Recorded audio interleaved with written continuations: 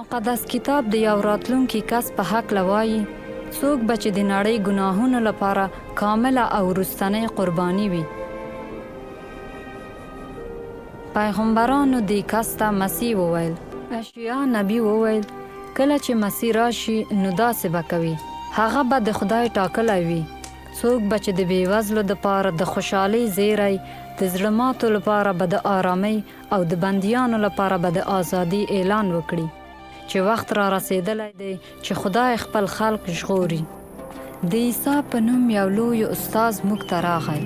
آیا دا هماغه د خدای را لېږلی کس و چې به د شیطان سر ټکوي او زموږ دې نړۍ ته رڼا بخي او د لعنت په ځای موږ ته برکت راکوي؟ آیا دا هماغه وعده شوی مسیح و؟ آیا هغه کولی شو انسان د ویرې او شرم څخه خلاص کړي؟